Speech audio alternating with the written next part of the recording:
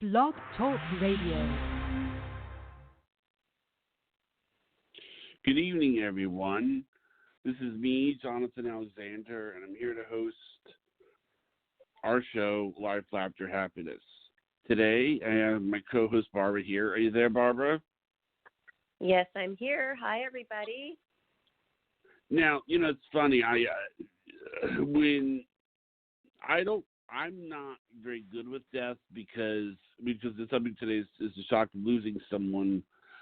And when it happens, what do we do? I know this. I always like to incorporate my sense of humor into as many things as I can, without being inappropriate or insincere. But death, it's like the ultimate joke stopper. Yeah, I understand. It's hard to incorporate. It's hard to incorporate humor into that one. I agree. So you're just kind of sitting there, feeling like sometimes, what can I say? What can I do? That's why they call it shock, because you basically are in shock. So our heart goes out to Kobe's family and his wife Vanessa, and it's just so sad and tragic. And they lost one of their children.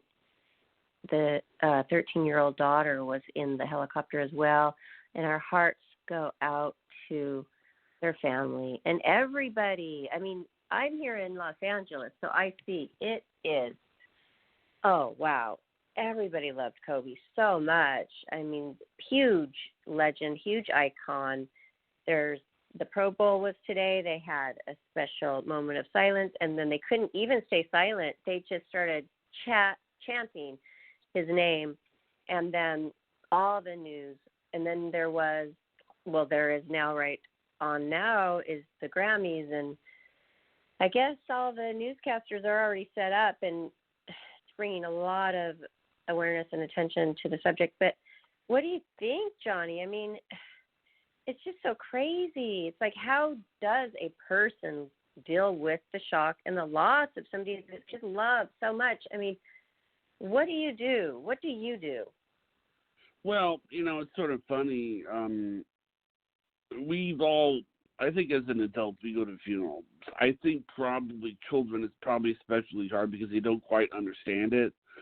I was thinking in my mind, what was my first experience of death? And it was my great grandfather. How old were you? Happened. How old were you? I was about, I think, 7, but he was about 90. But the weird thing about Carino was his name, is what we called him, was that right before he died,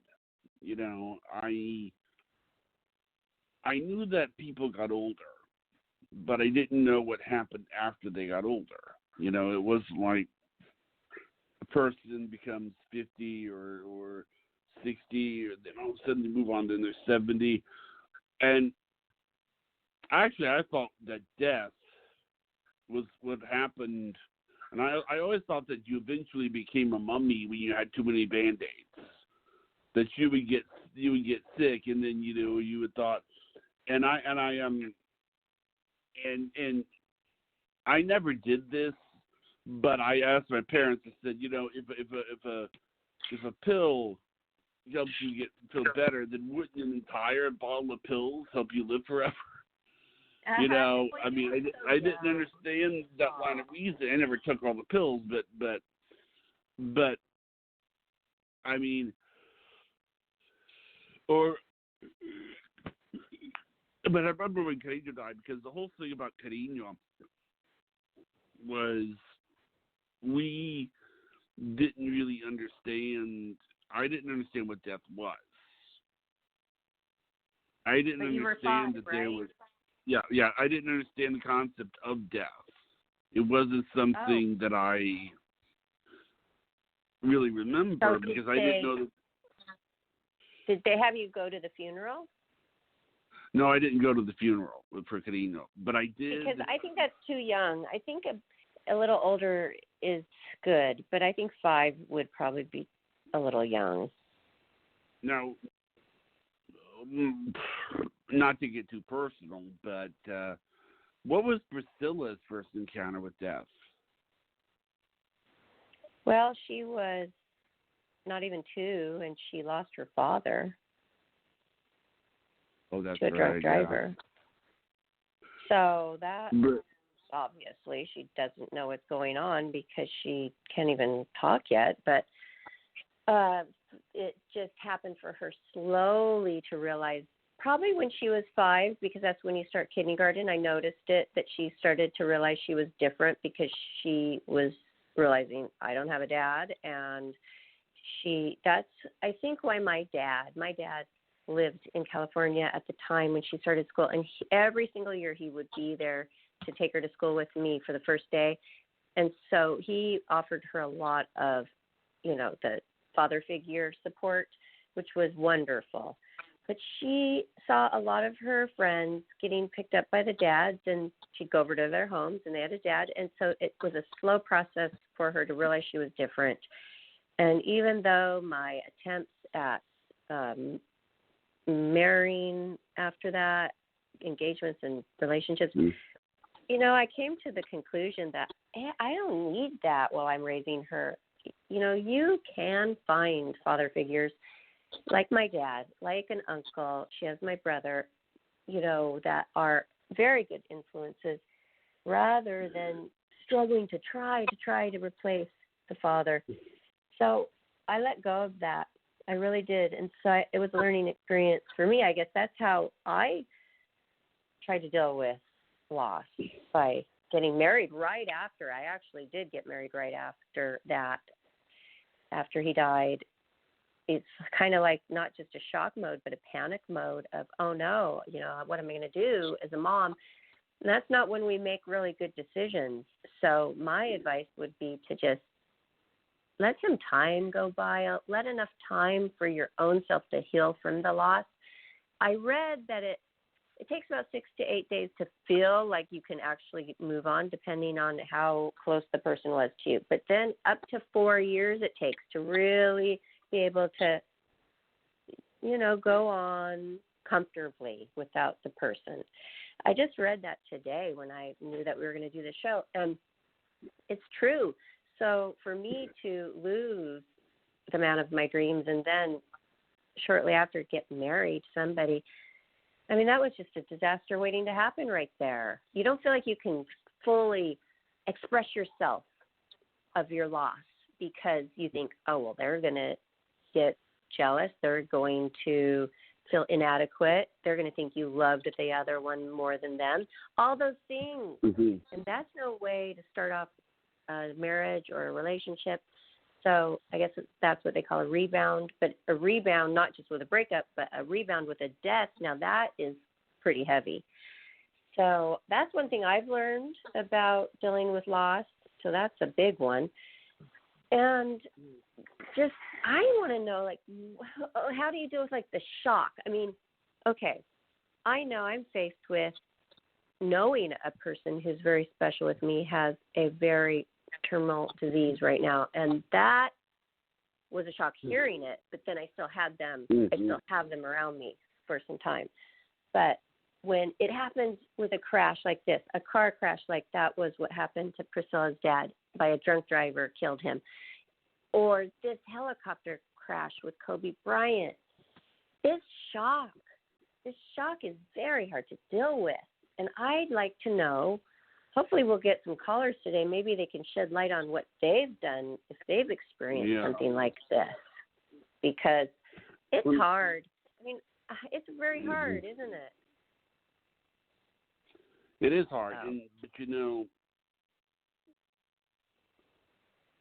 I have, for example, my grandmother, when she died, she was 107, and it's like it even 107? Yes. Wow, that's amazing. Yeah, I know. Was this your mom's or your dad's mom? My dad's dad. My dad's mom. Your dad's mom. Okay.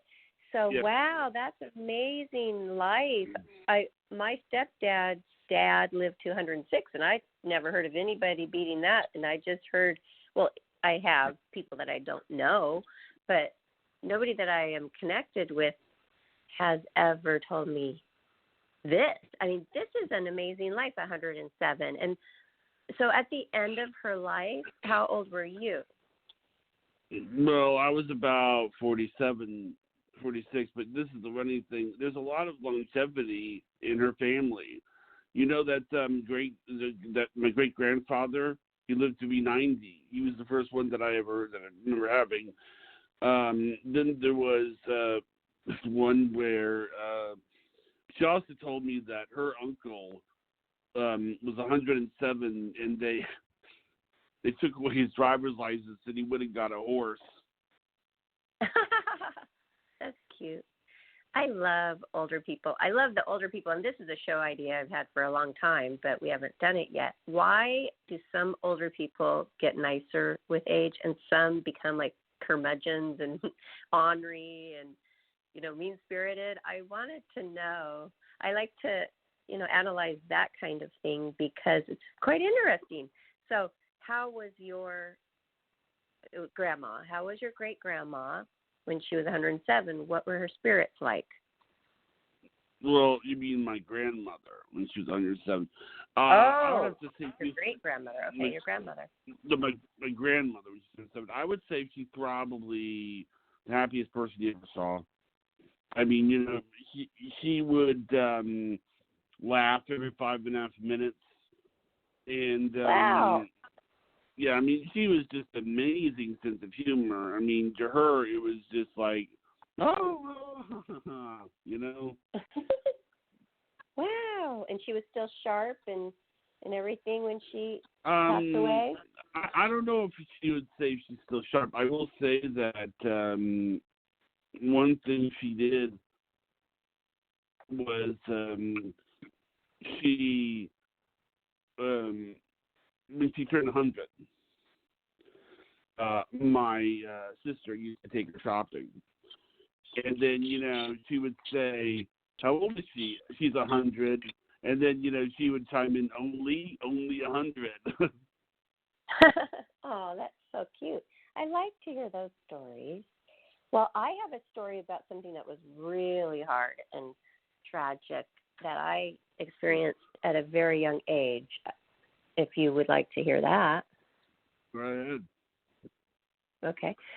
Well, I was 7 and my brother was 8, and we were riding our bikes in the afternoon like usual, and we come rolling into the house and we hear this wailing and screaming like just we never had heard before, and it was coming from our mother.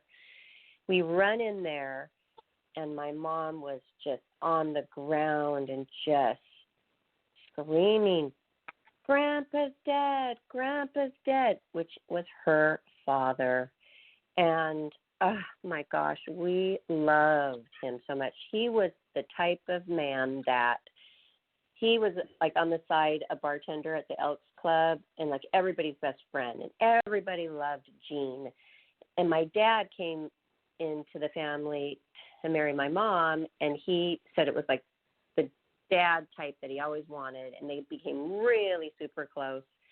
And at that time, okay, what happened was he was going through an intersection, and I don't know if it was a red light or a stop sign, but one of the two, and this lady ran it and killed him. And they had 2 cars. They had a little Beetle Bug, and they had a big Cadillac, and he just so happened to be driving the little Beetle Bug that day.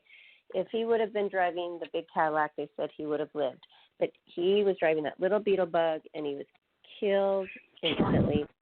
And he was young. My mom was only 27 years old. I was 7, and my brother was 8. And my dad came, and they were going through a divorce, like I said, but he came to take her to the funeral, and he was there for her throughout that. But, what she did was she started smoking cigarettes. I remember the babysitter was still there. She had come home from work, and the babysitter was trying to console her, and she goes, "What can I do for you, Judy? What can I do for you?" And she goes, "Go buy me a pack of cigarettes." So by the way, yeah, she did. I think we have a caller. Do you want to put a caller on? Yes, I do. Area code 478. Hello? Hello. Hi. Hi. What's your name? Hi, just called in to listen to the show. Oh, do you have any comments on losing someone? Well, could we ask her name first, please? What is My your name is Keisha. Keisha? Hi, Keisha. Thanks Hey. for calling. Hi, y'all. Hi. Oh, Good. no problem. So what are your thoughts about what's going on today?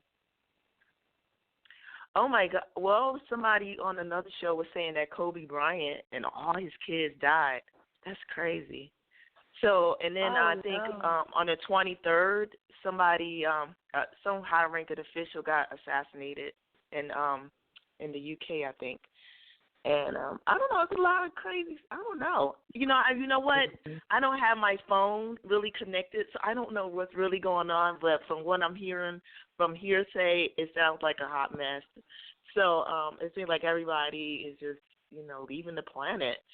So I know. It seems like that sometimes. Yeah.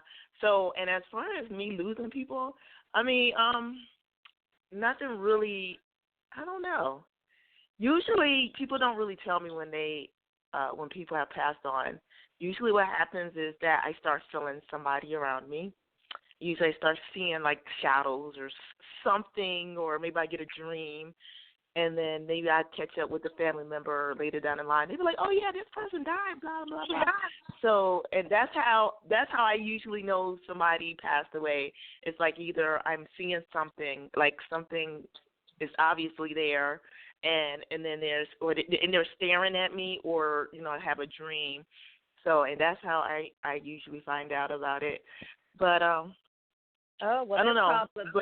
They're probably coming to you in their spirit, because we are not our bodies. Yes, and their soul is still here. And I think that people can get solace from knowing that they're still around you. But I've also read that if you are in the really heavy grieving process, that they cannot, you're blocking them from coming. So that's a thing that we should don't grieve. I mean, we need to let ourselves do the natural grieving process. But if it goes on for years and years, and they wonder, well, why haven't I felt them? Why didn't they come and talk to me in a dream? Well, that's why, because they can't get through with the grief. Mm-hmm. Yeah. Mm-hmm. Now, but Keisha, let me just explain. Wait, Johnny, okay. Because people are listening, and let me, for the record, okay. All of his family did not die. Kobe Bryant died, and his 13-year-old daughter, Gigi, was on the plane and died as well. But we have not heard of any other family members dying. Mm-hmm. There were 9 people. So it was like he was taking her to her practice, and he was or a game, and he was coaching. And so there was another couple of little children on there, her friends on the team, and another coach. So we'll find out. Oh, it was shortly. The whole team. That's tragic, though. But yeah, but it was enough tragic. kids on there. Yeah. Okay. Yeah, oh, well, that's sad. tragic. Where are you from? Right now, I'm in Arizona. Okay. Yes, but everybody here in LA is they're setting up vigils. They're all downtown. They are packed up down there. They loved Kobe Bryant. I mean, he was a legend and an icon. Yeah, I know. I remember. But I wasn't really in it. I wasn't really in those circles. But a couple of my friends or associates or whatever you want to call them, they used to hang out with the Nets and whatever, the Knicks or whatever they call them, the New Jersey peoples. Yeah, and that's who they hung out with. That's what their little circle was. And yeah, so it's like they always come back with some story. Yeah. or Well, we acting really like they lost know a them or wonderful something. legend. I don't know him, so yeah. So, but I feel bad for him and his daughter and the family at whole. So, you know. Yeah. Well, thank you for calling and sharing with us. We really appreciate that. And I remember you No called problem. in before, haven't you? I've called a couple of times. Yes, ma'am. Yeah. Okay, good. Well, we are so happy to have you. Yeah, we're happy to have you part of our community. And thanks. Stay on the line to you guys stay blessed. listen to the show. Right.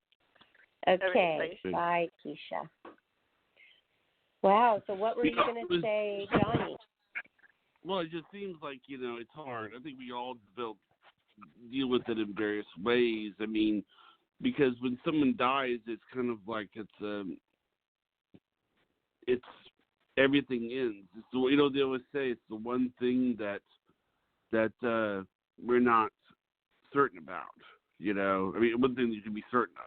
They say about death and taxes. And it's just very, very sad. And but death is a big part of living. That's what I've always said. We have to get through it. Some people cannot.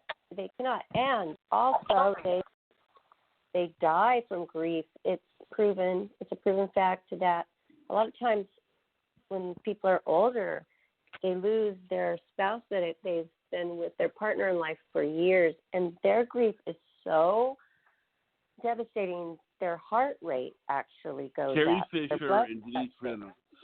Carrie Fisher and Debbie Reynolds. Huh? Yes. It does happen.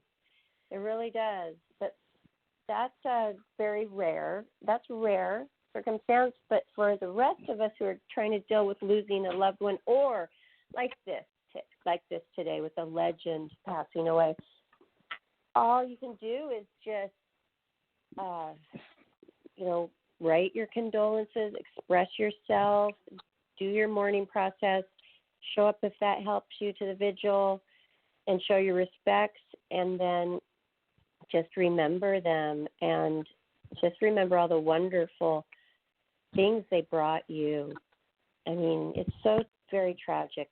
And also thinking about the daughter, because here Vanessa is the wife, and she's lost her husband. He was only 41, and her precious daughter. And then there's two little babies. They're not even toddlers yet, and they won't ever know him. And that's what I went through. I went through when my daughter's dad was killed. But just knowing forever, she won't know him. She won't know her father, how funny he was and gregarious, and how much, just watching how much everybody loved him. She never will know that. And it's just this emptiness that is hard to feel. It's like you can't. It's a void. I know.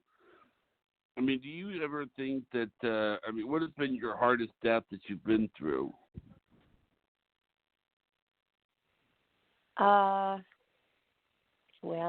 I would say that it is my grandpa, because I was explaining how my mom was reacting, but we were reacting that way too, my brother and I. We just started wailing and crying and crying and on the floor and holding each other, and just like devastating. I think that we should have gone to the funeral, though, because it's like we were 7 and 8, and I believe that we were mature enough to handle it, actually. I think 5, not really, but around 7, 8, 9, I think you can handle it.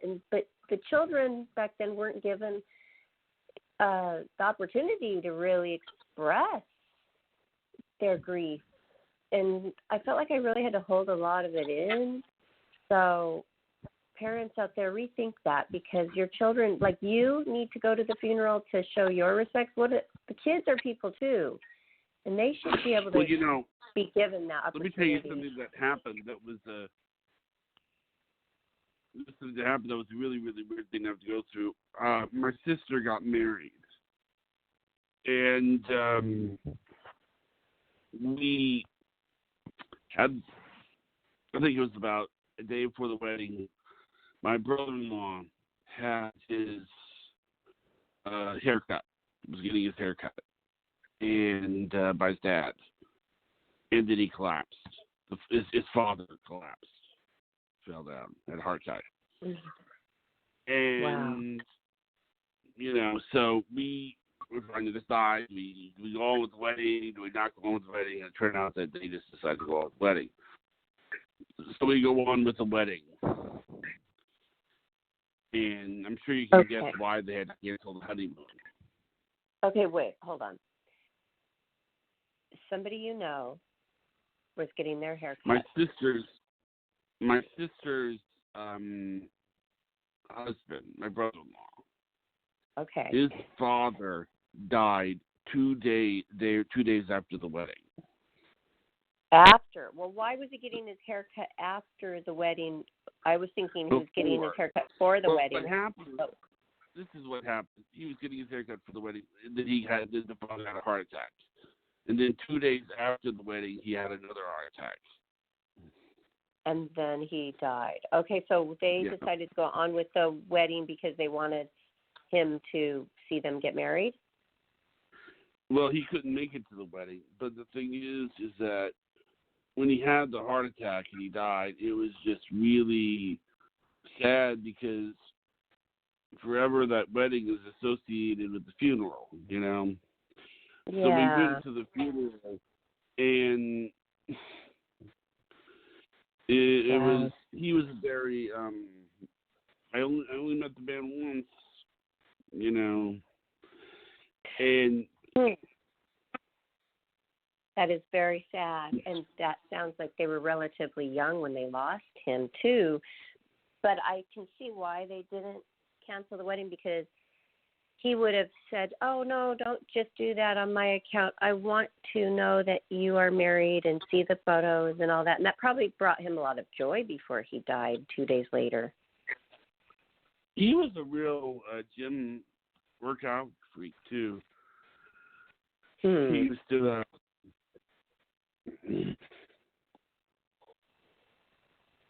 Wow. Yeah, and he used to sit in like a swimming pool with the grandkids, I mean, just a real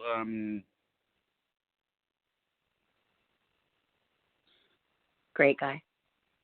A real great person. Oh, well, yeah, that is sad. Well, very sad. And he looked just like Todd. He just like Todd, So, you know what? And the other thing in our show description that you were talking about was guilt. And this is a good learning lesson right now and something to really think about. Okay, if you really care about somebody, I had a business associate who passed away, the president of Playboy Home Video, Tony Lynn, a year ago, could have been a little longer than a year ago, but I had not even spoken to him for years, and we were so close when I was really working so much, and he had booked me on so many foreign trips to France and various places, and he was the greatest guy, super funny, super highly intelligent, and just turned around the company and I was one of the ones, and they even mentioned me at the funeral. It was a huge at Paramount Studios, huge gathering for this memorial service. And I had regrets because he meant a lot to me. And then all of a sudden, we take it for granted. We take them for granted sometimes, these people in our lives. But we need to make a point of staying in touch. I know it's hard to stay in touch with every single person you know all the time, but even once a year or a couple times a year, stay in touch with that special person, because I had a lot of regrets that I hadn't talked to him for several years, and I was really feeling down about that for a long time afterwards, and I vowed to change that habit of not being in touch with people that meant a lot to me in my life. So let's just make a point of doing that. But that's what this show helps me do a lot as well, because I am always networking with people for the show. So that's helped me a lot with staying in touch with people. But because you never know when somebody's going to be taken. He got the esophagus cancer, and they gave him like 6 months to live. And then sometimes if you're not in touch, you don't even know they're sick. And you just find out about the funeral, and then it's too late. So I really urge people to stay in touch with people that they care about, who are important to them, people that have touched their lives in some sort of way, because you never know when they're going to be taken from the earth and you might never see them again. No, I mean, yeah, or people that you kind of wish you'd be nicer to, people wish that you were, that you, maybe, I don't know. I don't feel that way, Johnny. I feel like I'm pretty nice to everybody. I don't think they're dead now, and I wouldn't be very nice to them. I don't think that's ever happened. Nice to everybody too. But it's just that I think what it is you kind of go, why didn't I get to do that? You know, or boy, it's a shame we didn't get to do it. I think another good example of it is do you remember the Space Shuttle Challenger? Yes. Is that when the school teacher went up and perished? Yeah.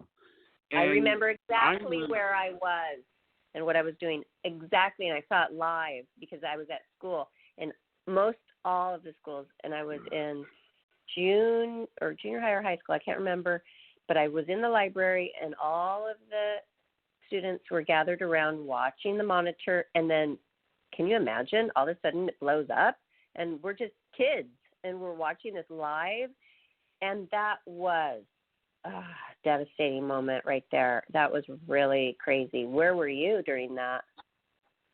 Well, see, the thing is, I was homeschooled that year, and they had talked about how they were going to have a teacher go up in space and do teach a lesson from space or something, you know.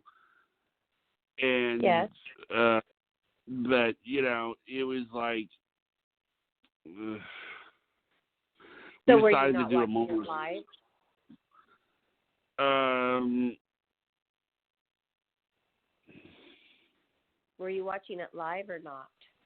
I forgot, to be honest with you, but I know I did see it. And I do remember it being a very sad thing. I mean, you know, it's like, it's just that it was such a,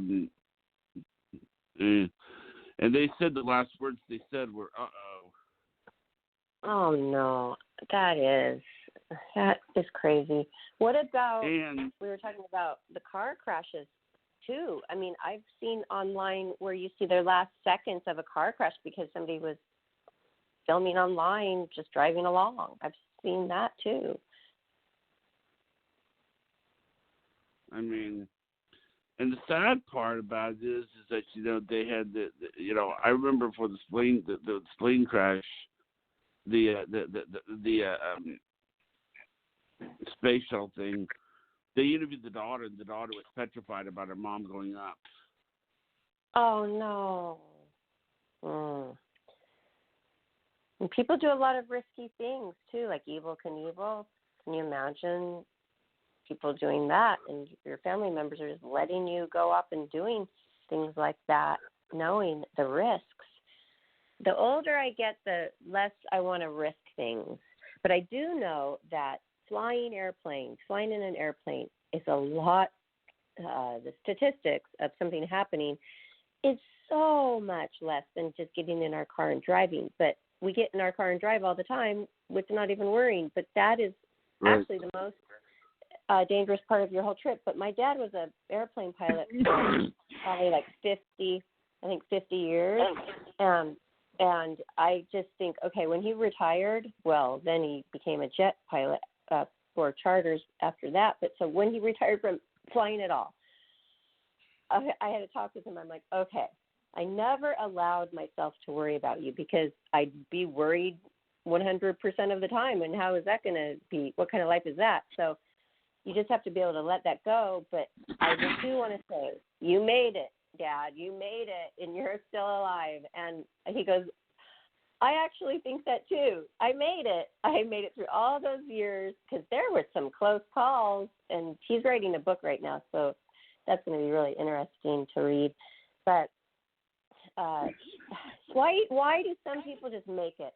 And then some people, there was a story where I heard that a whole wedding party was traveling in a limo or a car full, like a caravan, full of the wedding party. And they got in a car accident on the way to the wedding, and she had the dress on and everything, and everybody was killed. Now, there's certain instances like that where you're thinking, why? And the question, like, why, God? And what do we do then? What do you suggest when it's something like that, like it's so extraordinarily rare that happens to your loved one? Then how do we get over something like that? Mhm. That is pretty. That's pretty intense. Wow. It's pretty intense. I mean, I think when you lose a loved one, I have a hard time dealing with it because I tend to see a lot of socially strange stuff all the time, or I miss social cues, or I say something No, silly. you don't. Stop, Johnny. Just because one person said that you miss social cues, you don't have to believe that about yourself, because I talk to you every day, and you do not miss social cues. You are. Well, I say silly stuff. The silly stuff, that's not the same thing, but I've said pretty, and so what happened was that I mean, it is hard when you want to say the right thing, because the problem is no matter what you say, the people are going to come back. You understand what I'm saying? That's right. So I think that you just have to lean on your faith and find solace in meditation and prayer, and open yourself up to still feeling their soul around you, and let that in to offer yourself comfort, and just be around other loved ones going through the same thing, and let it out.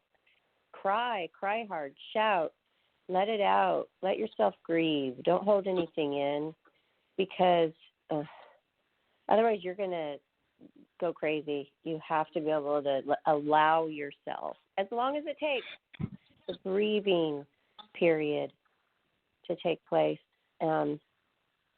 But wow. And just knowing, if, say, that is your husband or your brother or your dad, just seeing all the people that loved them, that must give you comfort. That must give you some sort of comfort to know that other people are feeling the same way and care. So just lean on your faith. It probably will make your faith stronger. Yeah, I mean, the first time, now I've had some when I went to my great uncle's funeral, it was actually a funny funeral because I got to learn how much my great uncle and my great aunt really loved each other. Like, one of the things that was so funny is that he had Alzheimer's, so he needed taken care of, and he went into the hospital. And what she did was, when she went in the hospital, she went in there and had her leg done so that she could be with him. Oh, wow. I like that. And then, what happened was that, and then, he would get out of the hospital, then he would go back, and then she had her other leg done. You couldn't separate them. Oh, I like that. What a good idea. They were a consummate romantic couple, They were very romantic. And, I love that. And just till the end, they were always like with each other, for each other, and side by side. That's so nice. Yeah, I mean, I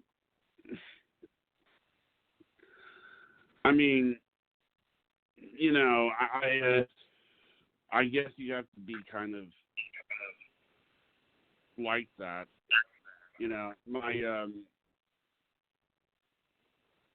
I read about how the people who, like couples that have been around for so long, that how do you deal with the death? Because like George Herbert Walker Bush, for example, you know, he had to get a dog because of his wife dying, you know.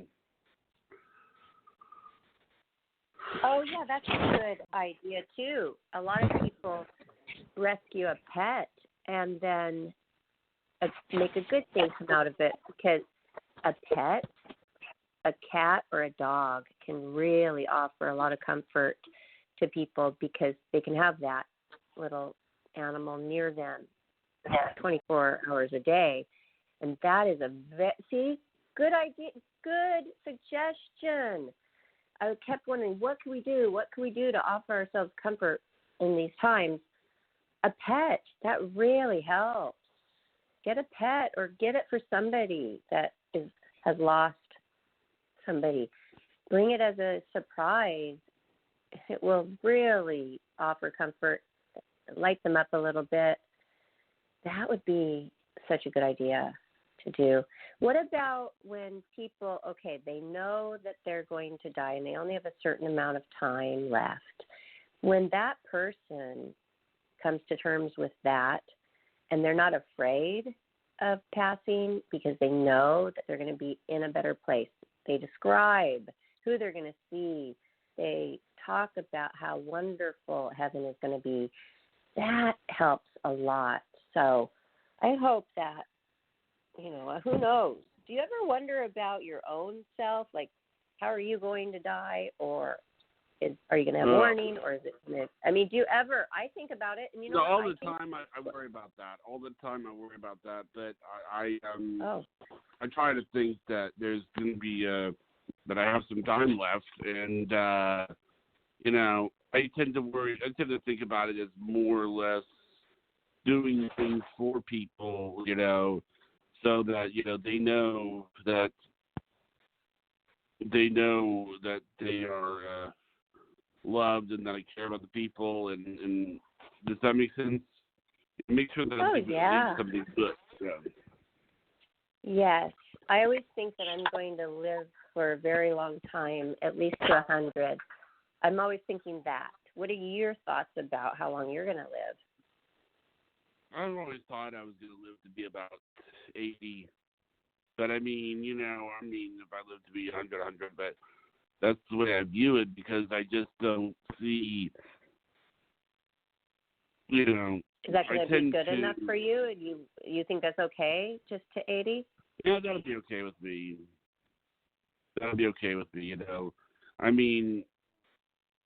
I tend to be very, optimistic about that sort of thing. So there's not a lot of, people often accuse me of being extremely, not nonchalant about I don't care or something, And I guess there's not a lot of things that I'm just like that for the most part, Does that make sense?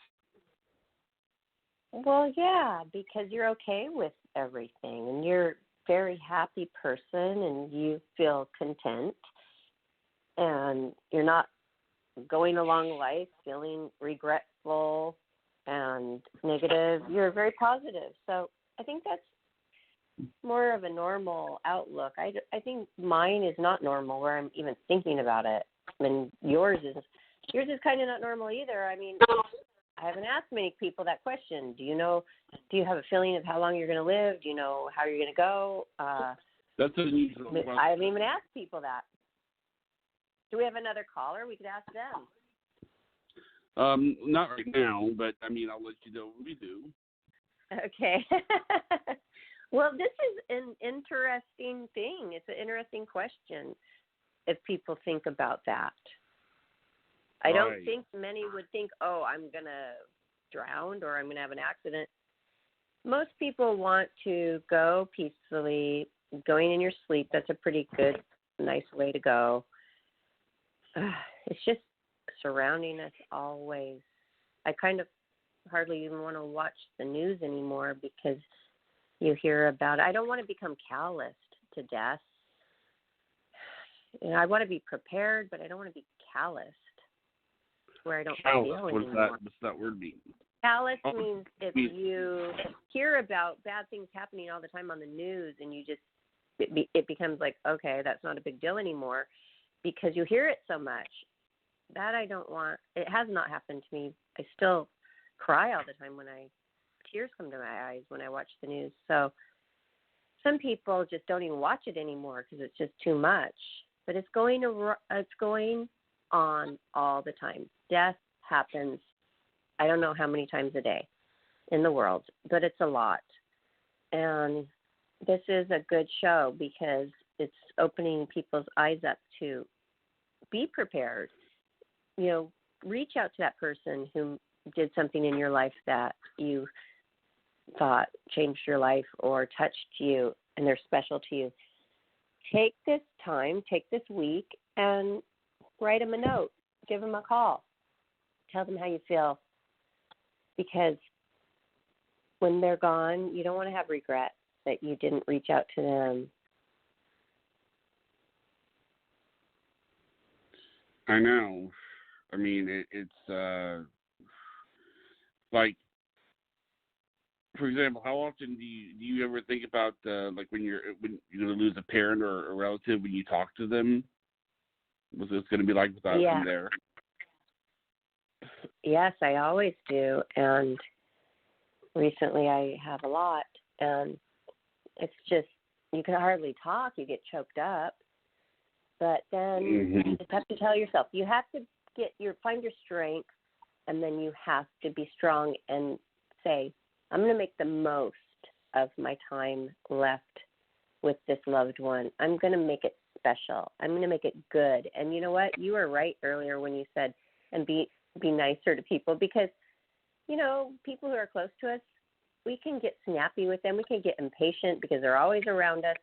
But try to think about what it's going to be like without them. Would you snap at them when you're thinking about that, when that's your mindset? No, you would not. So you're right about that. Do go along in your day like you might not have them in your life. And with that mindset. And also, I have an idea. Why don't we write down 5 to 10 names of people in our life that, who knows, maybe in our 20s or in even high school or 20s or 30s. We have those special people that we worked with a lot or were in our life at that time that we just can drop a note to this week. Let's write down 5 names, Johnny, and let's do that. And I urge the listeners to do that too.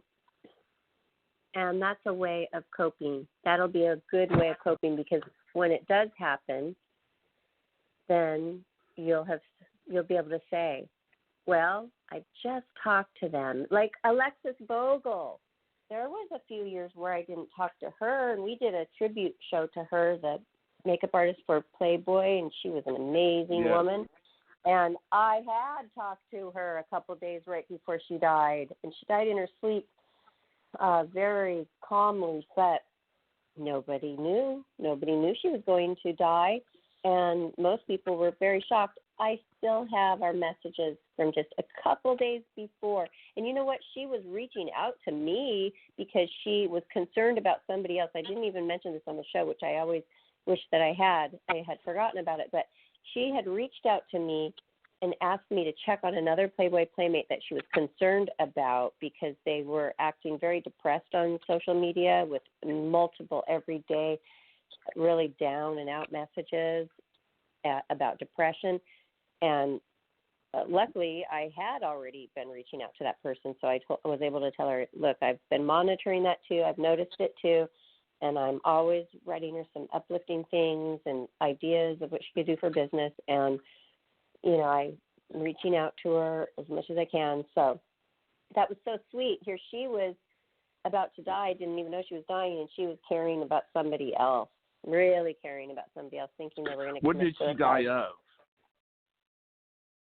She had some kind of a complication. She had been going through chemotherapy for cancer, and I believe she had beaten that, but then some kind of complication with all of the treatments, and she had some kind of a stomach virus. Or remember, Sandra Taylor did tell us exactly what happened, and something like that was a complication that I think, lowered her blood pressure to where she just died in her sleep. So, and she wasn't very old. She was relatively young. So that was really super sad. And I am saying to myself, thank goodness that we had talked. We actually were setting up a photo shoot that she was going to do my makeup on. So we had been talking a lot. But what if I hadn't talked to her for like 5 years? I would have felt like, oh, why? Why didn't I talk to Alexis? But thank God I didn't have that regret with her. So do you want to do that with me? You want to write down 5 people that you haven't talked to for, say, 2, 3, 10 years even? Write those names down and reach out to each one of those people this week. Do you want to do that with me? I'll have to think about who to write down, but I'm sure I can. Well, that's fine. Can you think of one? Yeah, I can. Okay, start with 1. And let's do All one right. a day for a week. Okay. That sounds Do good. you, Well, our prayers are going out to Kobe Bryant's family, and we wish him to rest in peace, and we will always remember a legend never dies, and he was definitely a legend and an icon. And after he retired, he's only been retired for, I think, 4 years, and he's been doing amazing things. He was doing amazing things with kids and sports, and he had actually won an Oscar for, I think it was a documentary. So he was really doing some amazing things, and that's what we want to remember, and we will always miss him. I mean, I'm pretty much an L.A. girl, lived here for many years, like almost 30. So I loved the Lakers, and I would always go and watch the Lakers. I never got to meet him, but I met others like Magic Johnson. That was really cool. And just remember, and we will never forget. And our prayers and condolences go out to Vanessa, his wife, and all of their other children and family, close family members. Right, Johnny? Yes. My prayers and thoughts. Yeah. I mean, it's, but you never met Kobe, right? No, I never did. Did you ever meet Michael Jordan? No. But Kareem Abdul-Jabbar was actually a friend because Brenda Venus is very, very close with him. And we drove with him, the 3 of us, many times to the Playboy Mansion for dinners. And he just loved Brenda because he became a best-selling author, and she's an author. And they shared that same love, and she helped him a lot to become that, actually. She used to date him, and they're still very close. And so he was amazing. I mean, he's a big icon and a legend. And, wow, I have pictures with him. What I remember about Kareem Abdul-Jabbar, is the movie Airplane. Oh, yeah. He says that whenever he goes on an airplane, people ask him, they ask him if they want to fly a plane. Cute. Well, yeah. We're about out of time, but did you want to do the shout-out? Sure, I will. Okay, everybody, thank you so much for listening. And we have now a new Life, Laughter, Happiness group page on Facebook that is going strong. So we thank you for joining. And if you haven't already, please log in and join there. So you will be able to know every day what we're doing on our show. And we're going to post interesting things and ideas there for you to go over daily, like some of the things we talked about tonight. And also check out our Twitter, Life, Laughter, Happiness Twitter and Instagram. And follow us on YouTube. And don't forget to subscribe when you're there. We would love to hear from you all across the board on all of our social media. So thank you very much for your support. Thank you, everyone. Good night, everyone. Good night, Barbara. Have a great night. Thanks, Johnny.